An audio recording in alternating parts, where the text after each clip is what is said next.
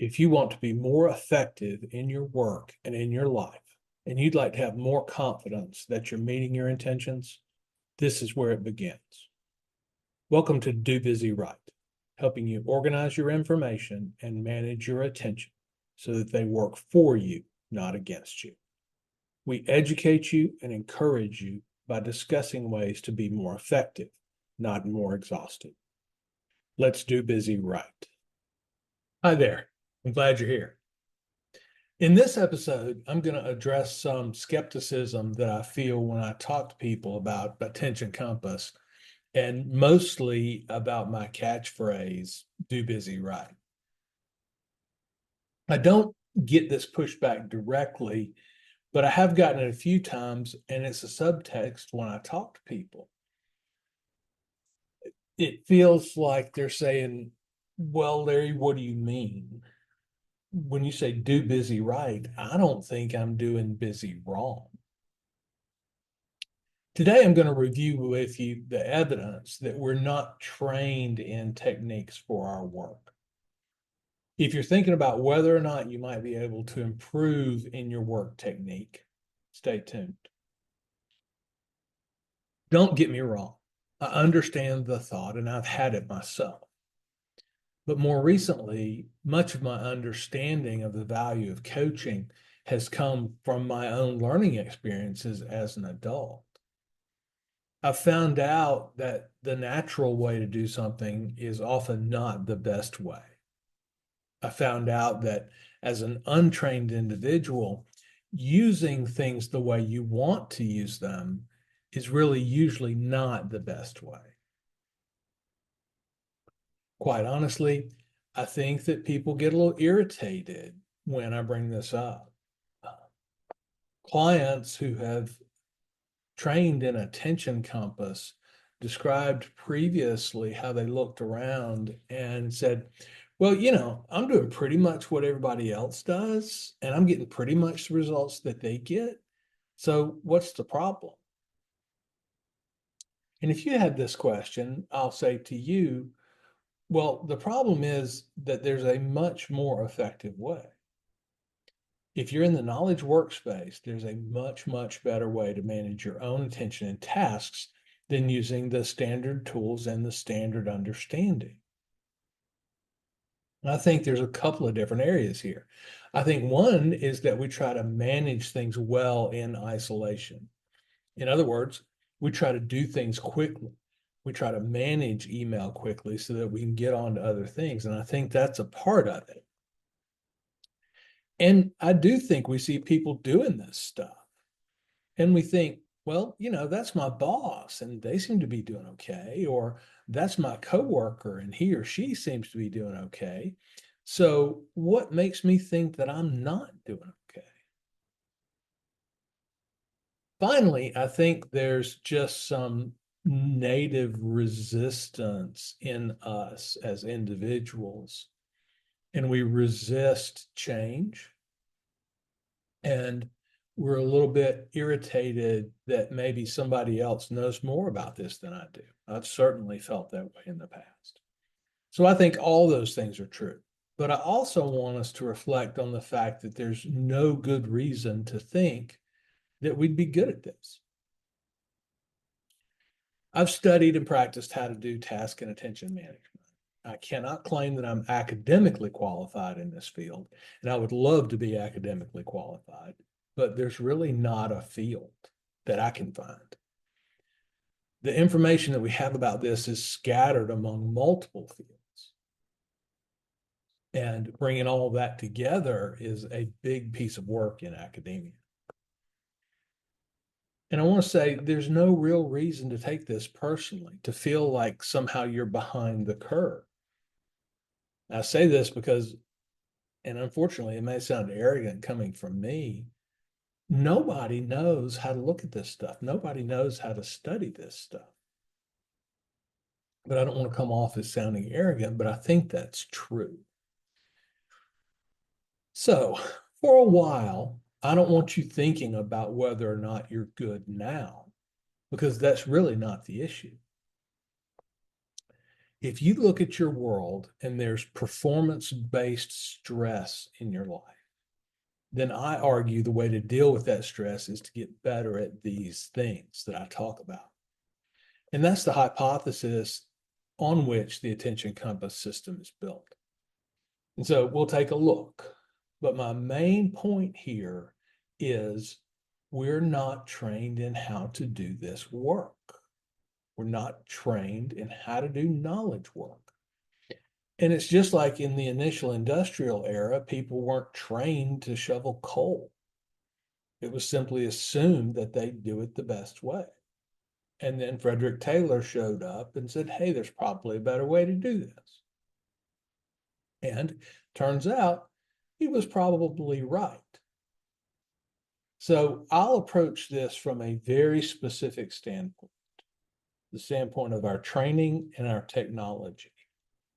And I'll argue that neither our training nor our technology support us in knowing how to do what we need to do in the modern work world. Basically, we haven't been taught, we haven't been coached in this very important area of human performance. The good news is I think we can get better at it pretty easily. And again, just for emphasis, I believe that our tools are not actually designed to help us do it better, despite the marketing that we hear. So I'm going to talk about both these things. Before I get into that, though, I will say our culture is relatively harsh on people who don't automatically know how to use technology. We make fun of people who don't know how to do this stuff. Back in the day, we would say, wow, your VCR is blinking 12 o'clock all the time. You don't know how to use technology, ha ha. Now I believe it's just downright rude to say that.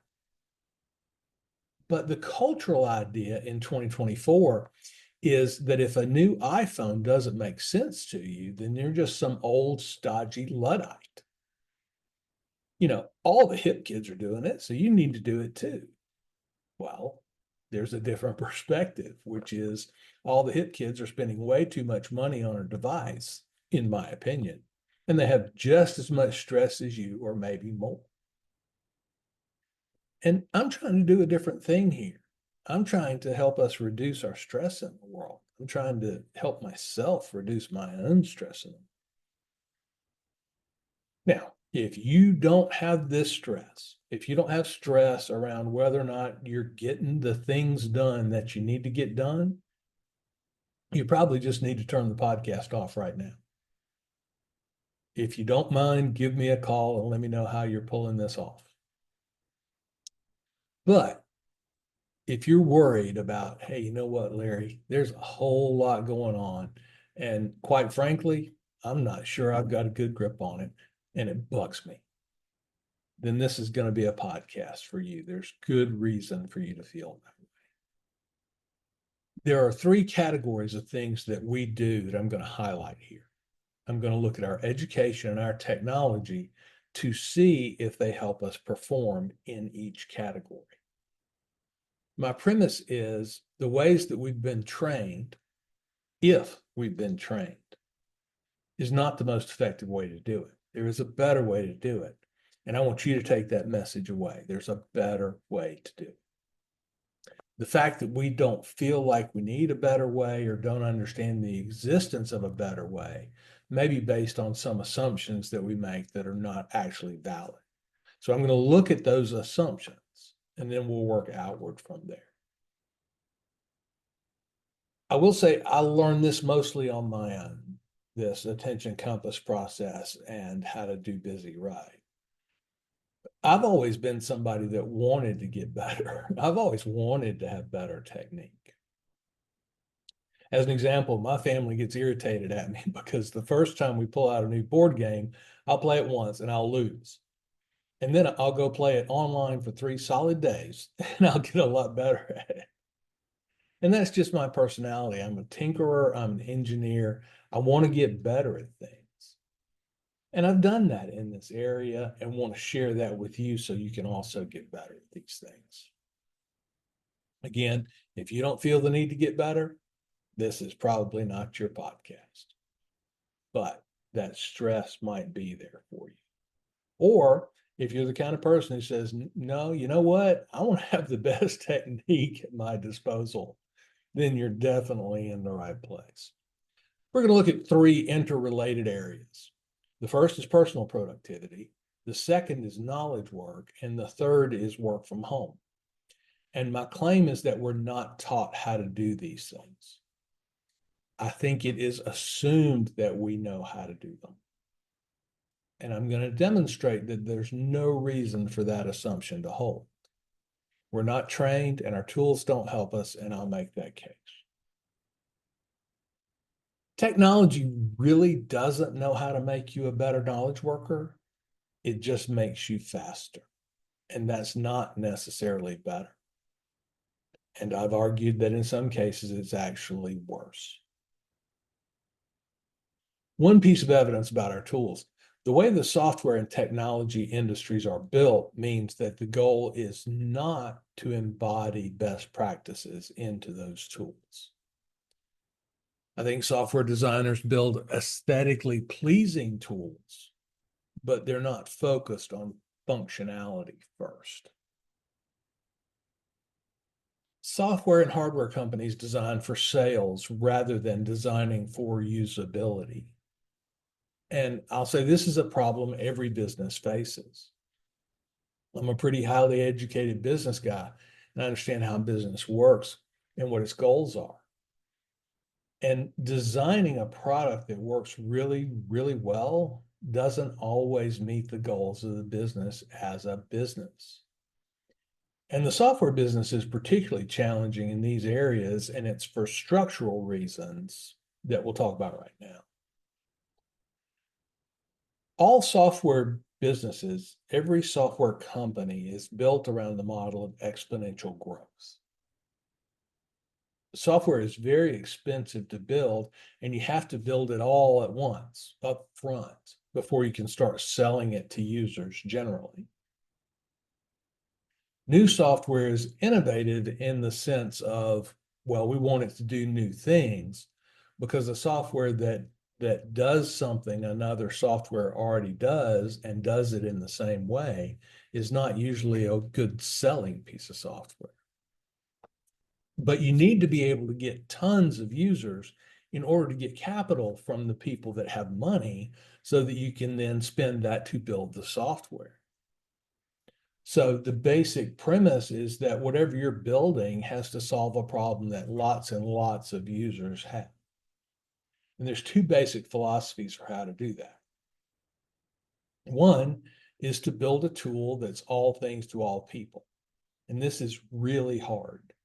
I think there are companies that are trying to do it right now, and it really is difficult to pull off. Everybody's a specialist in something. And you try to spread that specialization over multiple areas, and it gets weaker and weaker. The other way to do it is to build a tool that does something abstract that affects lots of users. Now, this is hard in a different way because you have to explain to people how this abstract tool helps them. What's really interesting is that you can dodge that problem by convincing people that it'll support whatever they want to do. But then you have to help people believe that if they can't work with it, if it doesn't help them, then it's their fault. And I think we're there with software and tech marketing, at least in many cases, and I'll explain what I mean. It goes back to the notion that software and hardware should be, or just is, intuitive. So a device company hands you a product and says, hey, everybody, all the cool kids understand intuitively how to use this. Usability is really difficult to build into a tool, even in software. In the software business, for the last decade, we've been hiring a bunch of people, and we call them user interface and user experience designers. And their job is to try to help us solve this problem, but we haven't solved it. Software is not really intuitive. I think we can pretend that it is, and we can try and convince people that it is, but it's usually not, unless it's one, very, very simple, in which case it's probably not terribly useful, or two, it closely models an existing metaphor that we understand. And that's just the nature of the software business. I've got a whole history here that I can get into if you want me to. And if you'd like to hear that podcast, send me an email, but I'm not really going to do it now. But I will be glad.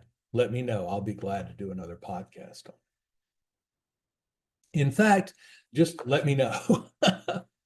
I'm working to get a community going around these ideas and more conversation about it. So I'd love to hear from you. You can find me on LinkedIn. If you do that, let me know that you listen to the podcast, or you can send me an email at larry@dobusyright.com. Let me know what your questions are, or let me know one thing I can do to add more value with the podcast. I'd appreciate it. But back to our topic. The word intuitive, we think of the idea of intuitive design or intuitive products. And intuitive means that you just naturally kind of know how it works, or you can quickly and easily figure out how it works. Now, I don't really know of any clearly intuitive products, but I have seen many people use products in ways that would never have occurred to me. And usually it winds up being embarrassing for them, which sometimes equates to funny for us. And you've probably seen these things as well. I am sympathetic though, because I've grabbed the wrong end of many a tool in my life. And as we all know, we use the word intuitive for many of the simplest things in our world. And I'm not sure we know exactly what that word means. I'll say most of us have been taught that a hammer is meant for nails and a screwdriver is meant for screws. I'll say that if you don't already know that and you take a look at a hammer and ask the question, does this look like it could pull a screw? Well, I would say, yeah, it does. It's got that claw thing on the end that'll fit around a screw. But those of us that have had this experience or have been taught, if you try to use a hammer to pull a screw, it can be done, but it's really hard and it's probably going to tear something up. So we just don't do it. Now, I'll argue that that doesn't mean that the relationship between a hammer and a screw is really intuitive. Because when you look at it, you think, well, sure, it should work. Why wouldn't it work? So I don't exactly know what intuitive means. It's kind of a weird word, but I do believe that it moves the responsibility for use to the user. It moves the responsibility for the application of the tool to the user. And here's what I mean. If I claim that, oh, the design is intuitive and I hand it to you and you don't know how to intuit how to use it, well, it's easy to think that's your fault. You must just not be an intuitive spirit. Another thing is that if our design is intuitive, we don't have to tell you how to use it. Well, if you don't manage to intuit the use, then yeah, we need to tell you. But, oh, it's intuitive. You should just know how to use it. And there's a fair amount of marketing and culture around this. I'll say, if it's intuitive, it's probably because we have experience with a similar thing. We have a metaphor that we can apply. But we have lots of poor metaphors, and poor metaphors get applied to new products all the time. So here's a case in point. Email as a metaphor. So email is electronic mail, and mail means something to us. But mail and email are really very different things. So we have to ask if the mail metaphor works. because we see this metaphor reinforced all the time. We use the term email. We use the term mailbox. Email software has little envelope icons on it. And that supports the metaphor so that the product appears to be intuitive.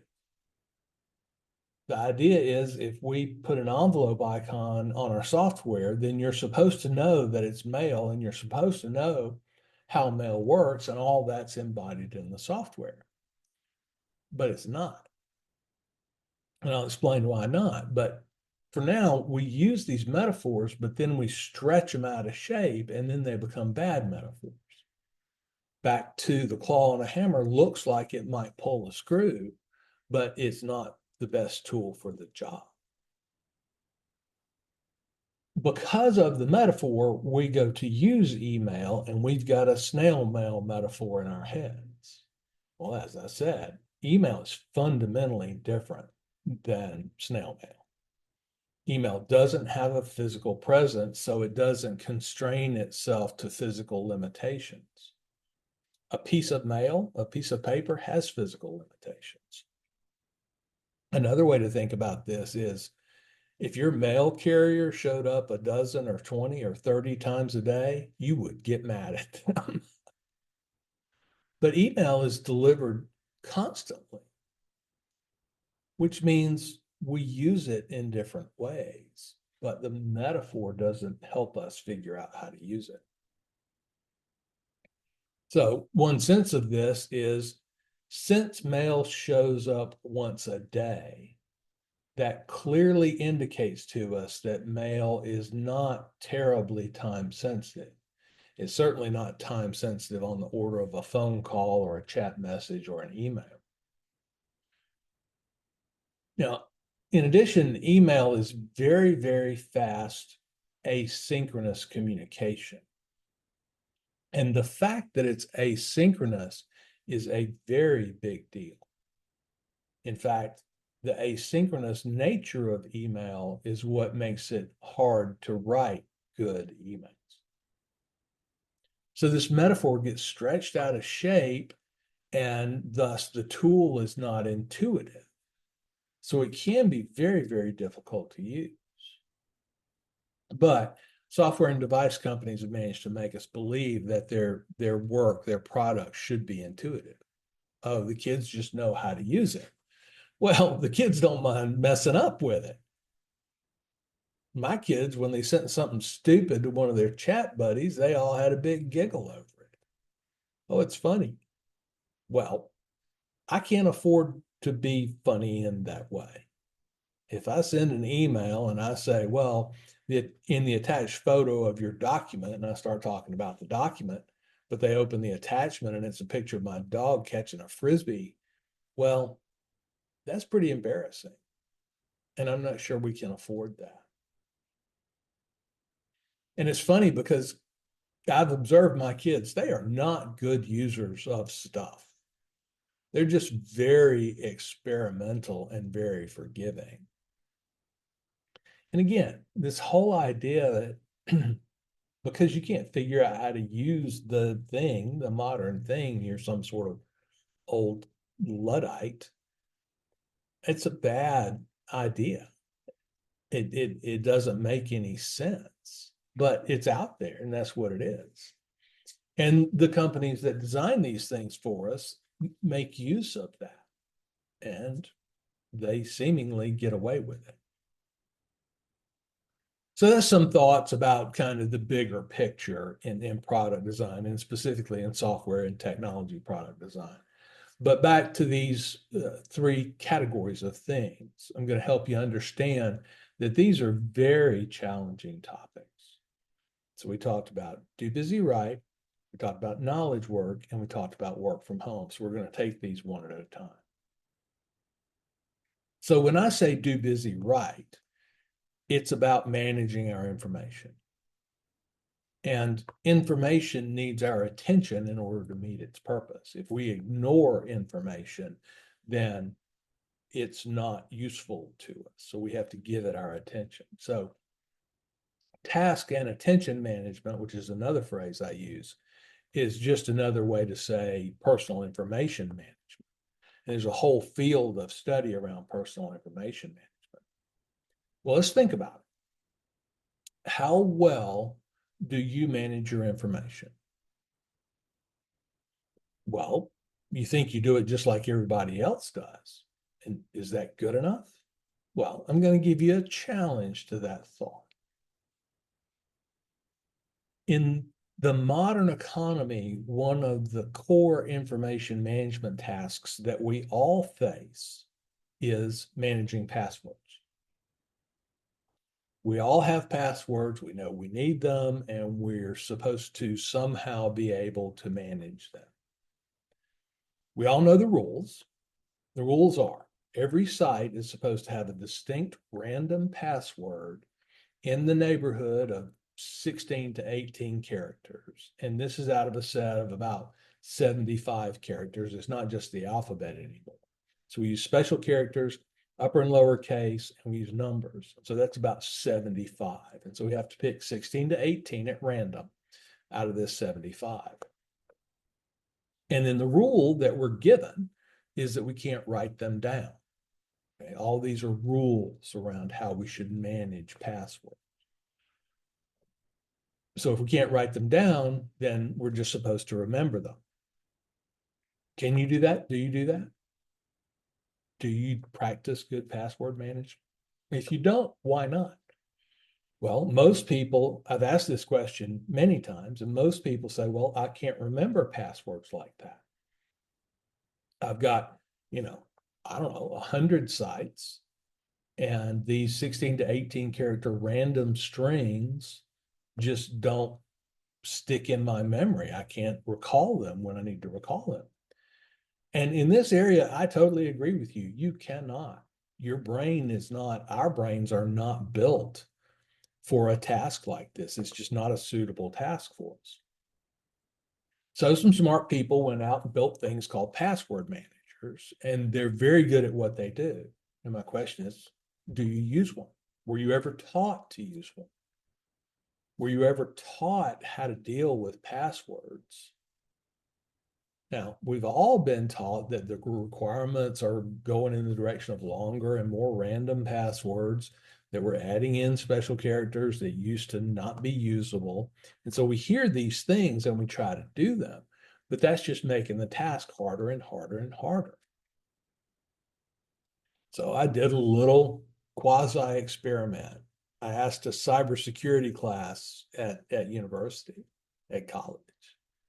And I said, okay, you're interested in cybersecurity. And they said, yeah, we are. We're really interested in cybersecurity. We think it's important. And I asked them, how many of you are good at managing your own passwords? And I'll say less than 5% of these folks said yes. And the rest didn't, meaning they don't. And that's my point. I mean, these are people that are going to study cybersecurity and they're interested in this thing, but they don't practice good password management. That's how hard it is. And so I say, password manager, do you really understand what a password manager does? Can you pick one? It's okay to say no here. You haven't been taught this stuff. If you don't remember being taught, then you haven't been. Now, a lot of people go, well, I can learn about it. Sure, you can. This has been a problem for several years now. Have you taken the time to learn about it? And I'm not banging on you here. I'm just saying this is the human reality. Do you have time to study this? Probably not. So nowadays, Chrome has a password manager built into it. Apple has a password manager built in. Do you trust Google with your passwords? Do you trust Apple with your passwords? If not, why not? At the end of the day, you've got to trust somebody. So how do you decide who to trust with this information? There's another question around this. Just that if you had been taught well around this, you would know an answer to this question. And it's, what's the most important system to protect? So you've got a bunch of different passwords and a bunch of different sites. What's the most important one to protect? Now, the answer is the most important one to protect is your email. Now, if you use a password manager, then that's the most important one to protect. But if you don't, then the answer is email. And why is that? Well, it's because you use your email to reset all of the other passwords in your life. So if somebody hacks my email, then they can go out and type my email address in on a website and click forgot password. And then they'll get an email into my email account allowing them to change it. And then they can set it to something that I don't know. Is this a risk? Yeah, it is. And so, but it's not a question of whether or not you know this. It's a question of whether or not you were taught this, right? How good is the password on your email? In a lot of cases, our email account is our oldest account and probably has the weakest password protection. Are we fixing that? And that's just one small example of this information management task set. And it's really important for us to be able to manage our information. I mean, we're all worried about locking our house and locking our car. And our password on our email is PWD123, which is not a good password. So it's something to think about. And again, I'm just going back to, I'm not trying to make you believe you're a bad person or whatever. I'm just helping you understand that we're not taught these things. And our tools don't help us think through these things. You know, think about email. Were you taught how to use email? Or did somebody just sit you down in front of the computer and say, well, you know, it's pretty intuitive. Most people know how to use email. So why would we think we're any good at managing email? The metaphor is broken. It's synchronous versus asynchronous communication. Email's weird. It's almost fast enough to be synchronous, but the metaphor is asynchronous, which brings up another question. Do you know the difference between synchronous and asynchronous communication? Have you been taught that? If you have been, then you should be able to say, hey, in synchronous communication, I need to communicate this way. In asynchronous communication, I need to communicate in a different way, and I know which is appropriate for which situation. And don't hear me say that you're a bad student or a bad person because you don't know this stuff. What I'm giving you is evidence that you've never been taught this stuff. No, and there's no reason to believe that we should just know them. There's nothing intuitive about this. So we have to learn them. And then throughout my adult learning experience, I've learned that the best way to learn something is to be taught by somebody who's already learned. So that's this do busy, write personal information management piece. So now let's think about work from home. Everybody wants to work from home. I've got a computer, I've got a printer, I've got a phone. I'll just work from home. Well, one of the reasons that we've had offices, one of them, is that going to the office was efficient for us as workers, just like going to the factory was efficient for us as manual workers. And one of the original purposes of an office was to provide us some services. Well, they put those services out where they were affordable for individuals. Computers, good phones with voicemail, good printers. So they made them cheap so that we could buy them. And now we have them in our homes. And so we think, okay, well, I can do work from home. Well, can you do it well? So one of the big deals in the 80s and 90s was that your company would buy a computer for you and put it on your desk. And they would hook it up to the other computers, a process that we now call networking. And it used to be a big, hard thing. Now it's easier. But just because it's easier doesn't mean that we've gotten good at it. Are you good at networking? Have you learned? Have you been taught? What about at your desk? How's your ergonomics at your desk? Offices at least pay some attention to ergonomics. At your house, do you have a good chair? Well, you're going to be sitting in it 8 hours a day. So it needs to be a good one. Or are you sitting at your kitchen table with a laptop trying to do your work? Hardware management. We used to have people in the office that would help us with our hardware management. If your computer throws up a blue screen, Windows, do you know how to fix it? What if the printer's not working? So these things got easier in the sense that they fail less, but they didn't get any less sophisticated. A quick story here. I have a scanner on the printer at my house and it says scan to email. And so I poke the scan to email button. I put some papers in there and I push scan to email and it says scan failed. And that's all it says. It doesn't say why. And so I'll poke the retry button 2, 3, 4 times and eventually it'll go through. Now, I haven't solved the problem because I have no information to work from. So again, right? How good are we at these things? And again, we just haven't been taught. And again, the problem with working from home is that you're putting yourself in a position where you have to manage these things yourself. And when we used to work at an office and the office provided these things, we basically demanded that the office take care of them. And there was a little staff of folks who would go running around and fix problems when they cropped up. It goes a little bit back to what I was talking about earlier. The culture says, well, if you don't know how to use technology, you're some sort of idiot.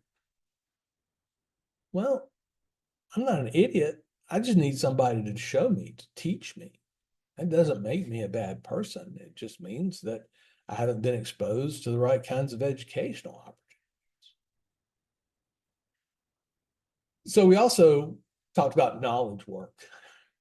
And knowledge work is really interesting because when we first left the farms and went to work in factories, we knew how to do physical labor.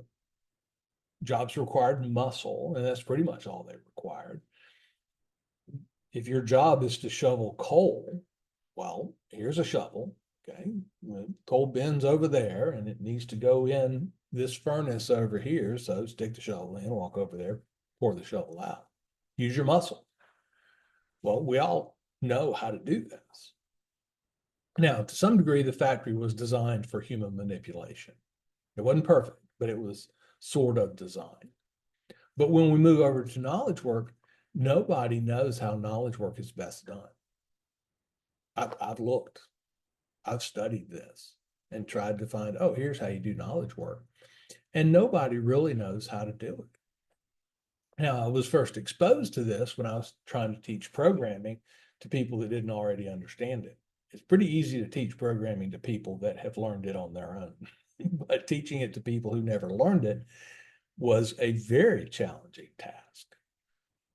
And it's because it's this weird mix of problem solving skill, which is basically just diligence, and new concepts and new metaphors that are embedded into the task. But those concepts and metaphors don't exactly work. And I'll give you an example. In every programming language of which I'm aware, x equals x plus 1 is a perfectly valid statement. It does something very specific, and any programmer can tell you what it does. But if you didn't learn programming and all you knew was algebra, x equals x plus 1 makes no sense as an algebraic equation. But you look at it in a line of code and you go, well, x equals x plus 1. I know what that means from algebra. It's different from algebra. It's a different language. It's a different symbol set. And so you have to learn that this does a different thing. And trust me, it's not easy for people to learn that. I tried real hard to teach them. And then there's this, in knowledge work, there's this problem solving piece. And I've done several podcasts that allude to knowledge work as problem solving. And it's still true. Knowledge work is always solving new problems, because if we had a old solution, all we'd need to do is copy it. Yeah, easy. In fact, good knowledge work is to try to create reusable artifacts. So we're constantly facing this new problem solving situation, and teaching problem solving is challenging. In another sense, knowledge work is applying our brain to information to get different information as an output. And so we go back to information management, because we need to be able to get the input information we need in order to be able to do the knowledge work. Pretty simple. Have we been taught to manage information assets? Now, I'm not talking about how to use email to ask a question and get an answer. That's not what I'm talking about here. I'm talking about how to manage that answer. What do you do with it? Information, you get it. Where do you put it? How do you store it? How do you find it again? Now, I can almost guarantee that you haven't been trained in these areas, if only because such training is very uncommon. It's very precise and specific. In all these categories, if you can't remember being taught, then you probably weren't. The only other option is, did you learn it by yourself? Because we talked about this whole notion of it being intuitive, and I think that's a crock. So did you study it, or did you just pick up tips and tricks that may or may not apply to your situation? Finally, a lot of people will say, hey, Larry, I was trained for knowledge work when I was in school. And okay, fair enough. Learning is knowledge work. But you probably weren't taught how to learn. You probably weren't taught how to be a good student. Do you remember taking a class that said, hey, here's how you study for tests, here's how you take notes, here's what a lecture does for you? Almost definitely not. I've looked for books on this and I found a few, but they weren't great sellers. What happened in school is you figured out how to take tests and how to write papers, and you figured out what to do in lecture well enough that you got through school. Well, the work world is very different. Knowledge work in the work world is very different. And the example is, and it's going to sound silly, in the work world, nobody will ever sit you down at a desk with a #2 pencil and say, okay, I'm going to ask you 100 questions. And if you answer 85 of them properly, then I'll give you a raise. Nobody's going to do that in the work world. So you learn to do a very specific subcategory of knowledge work.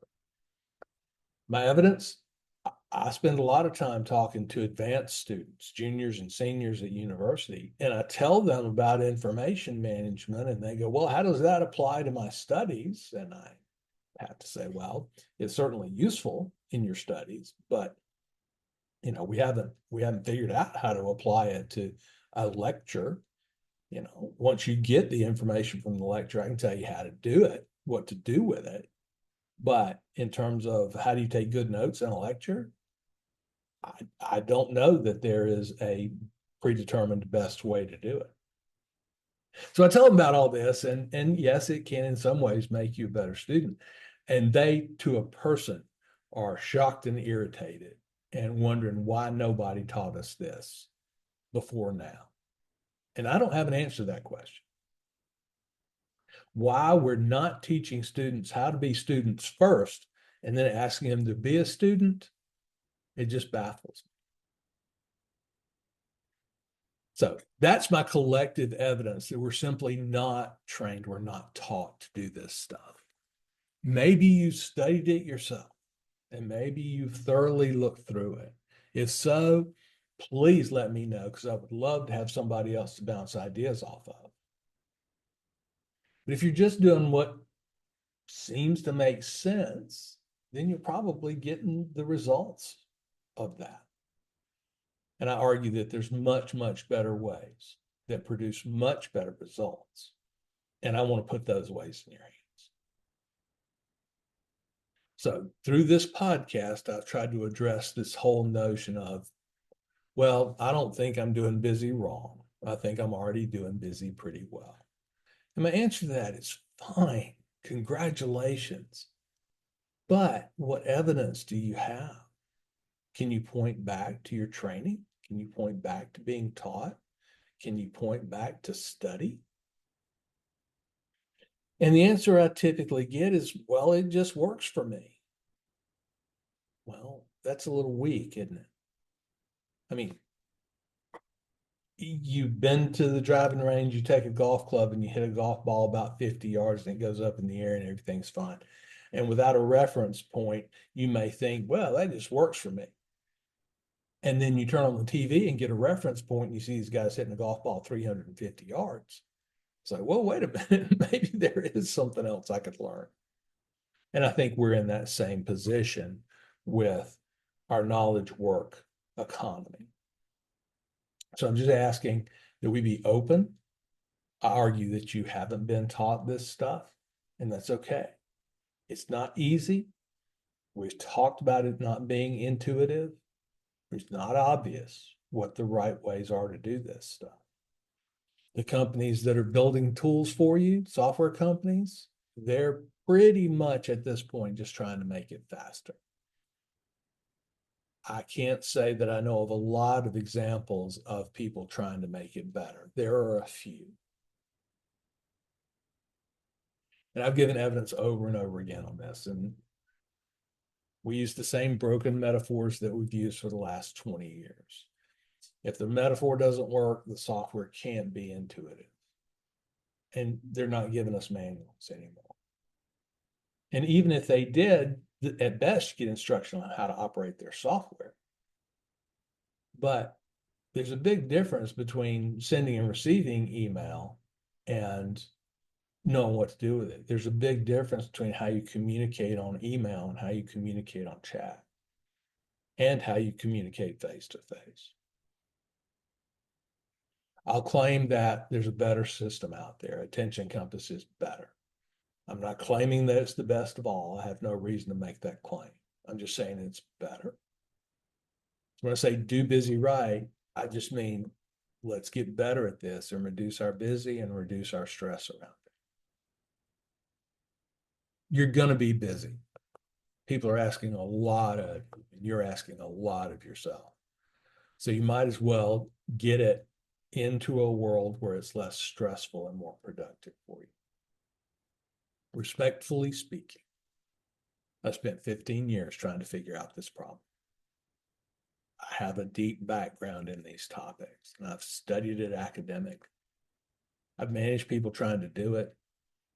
I'm a business guy, and so I've got some credentials. I think my study of this topic will be useful to you. So, humbly, I submit these as reasons to consider why you might want to investigate doing busy right.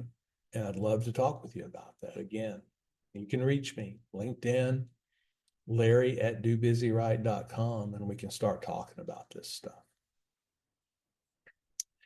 If you shoot me an email, tell me what you like, tell me what you don't like, ask me a question. So I hope with this that I've opened up some ways for you to be more motivated to attack this problem. And I hope I've shown you how attacking the problem can be valuable to you, because that's what I want to do. I want to help us all reduce our amount of stress around work. And ideally, maybe we get to the place where work is something that we enjoy rather than something we absolutely despise. And I fear that absolutely despise is where most of us are right now. So I'm pulling for you. Go out there and do busy right. I'll leave it there for now. This is Larry Tribble, Ph.D. Thanks for taking some time to improve your task and information management on the Do Busy Right podcast. The show is dedicated to helping you think about how to get better at working. And we do this by improving your attention and your focus. I believe that your work is not just about your job, but about all the tasks that you do to turn yourself, your environment, and your relationships into what you want them to be. What we're really talking about here is the underpinnings of becoming who you want to be. The primary way I help people is through coaching the attention compass process. Attention compass is 4 workflows and a tool set that support our information, task, and attention management. I help people with big goals to build habits that put them in a position to achieve. We do this by eliminating wasted time and wasted attention. If you'd like to know more, you can find me on LinkedIn or go to dobusywrite.com for more information. Have a good week, more effective and less exhausted. Do busy right.